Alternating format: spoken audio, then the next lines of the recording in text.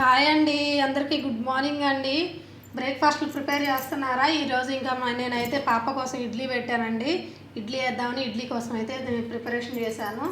So యాక్చువల్గా నేను ఒక్కదాన్నే ఉంటే మాత్రం అసలు ఏ టిఫిన్ చేయడానికి ఇష్టపడను. ఎక్కువగా అన్నమే తింటాను అనమాట ఒక్కదాన్నే కాబట్టి. సో ఇంకా పాప అయితే వచ్చిందని చెప్పేసి ఇంకా పాప వస్తే ఖచ్చితంగా అడిగిద్దండి, ఇడ్లీ అడిగిద్ది. మన ఆంధ్ర ఇడ్లీ అంటే చాలా ఇష్టం ఆ పిల్లకి.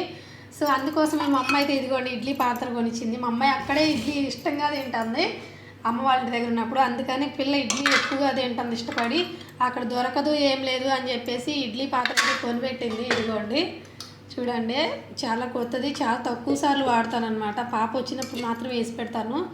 చూడండి, ఆమె పేరే రాపిచ్చింది మా అమ్మ కూడా. నేను అప్పుడు నా మనవరాలకి నేను గుర్తుగా ఇస్తున్నాను అని చెప్పేసి పేరు అయితే రాపిచ్చింది. చూడండి, ఆమె పేరే వేసింది, సుప్రియ అని. కనిపిస్తుందా? సో ఇంకా మొత్తానికి అయితే ఇడ్లీ వేసేద్దాము. బాగా ఇడ్లీ పిండి అయితే పొంగింది పైకి.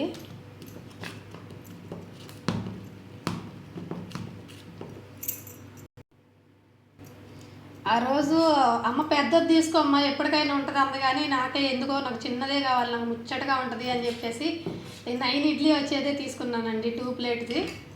అంటే మళ్ళీ దూరం కదా, మళ్ళీ బరువు కూడా మొయ్యలేము లగేజ్తో పాటు అని చెప్పేసి ఇంకా చిన్నదైతే తీసుకున్నాను 9 ఇడ్లీది. అయినా కానీ ఇది సరిపోయిద్దండి మాకు. 2 టైమ్స్ 2 వాయిల్గా పెట్టానంటే కనుక ఖచ్చితంగా సరిపోయిద్ది. ఇంకా ఫాస్ట్గా అయితే ఇడ్లీ పెట్టేయాలి, ఎందుకంటే మళ్ళీ చట్నీ వేయాలి. ఆ కొబ్బరి చట్నీయే అడిగిద్ది అనమాట. కొబ్బరి చట్నీ ఇవ్వకపోతే ఇంకా తినదు. మళ్ళా కొబ్బరి చట్నీయే అడిగిద్ది. దోశలకైనా ఇడ్లీకైనా కొబ్బరి చట్నీయే అడిగిద్ది అనమాట.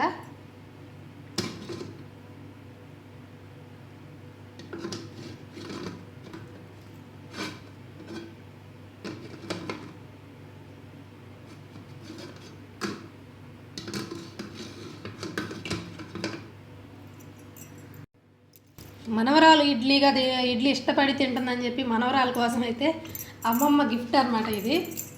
అప్పట్లో నాకు ఇది వచ్చేసి 530 రూపీస్ పడిందండి. ఇది వచ్చేసి నేను ఆంధ్రా నుంచి తీసుకొచ్చాను. మొత్తానికైతే ఇంకా ఇడ్లీ పెట్టేశాను.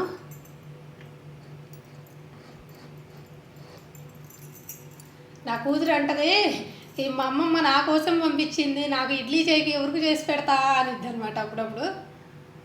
ఇంకా ఓకే అండి, ఇడ్లీ అయితే పెట్టేశాను పొయ్యి మీద. ఇంకా చట్నీకి అయితే ప్రిపేర్ చేయాలి, ఎందుకంటే 6 అయిపోయింది ఆల్రెడీ. కరెంట్ కూడా ఖచ్చితంగా తీసేస్తాడు, ఇంకా ఒక 10 నిమిషాల్లో కరెంట్ తీసేస్తాడు. కొబ్బరి చట్నీకి ఇంకా రెడీ చేయాలి. ఇంకా చట్నీకి అయితే ప్రిపేర్ చేస్తున్నానండి త్వరగా, మళ్ళీ కరెంట్ తీస్తాడు కదా. ఇంకా కొబ్బరి చట్నీ కొంచెం పల్లీలు ఉన్నాయండి, అందుకే కొబ్బరి తక్కువ వేసాను. పల్లీలు కూడా వేసి చేద్దామని చెప్పేసి శనగపప్పు ఉన్నాయన్నమాట. పల్లీలు కాదు, శనగపప్పు, ఎండు శనగపప్పు వేసి కొంచెం చేద్దామని చెప్పి కొబ్బరి తక్కువ వేసానండి. మన సైడ్కి లాగా ఇక్కడైతే పచ్చి కొబ్బరి దొరకదు, ఇంకా ఖచ్చితంగా ఎండు కొబ్బరి అనమాట. అందుకని తప్పకుండా ఇంకా ఎండు కొబ్బరి వాటర్లో నానబెట్టేసి చేస్తాను పచ్చడి. ఇంకా చట్నీ అయితే వేసేస్తున్నానండి, కరెంట్ తీస్తాడు మళ్ళా.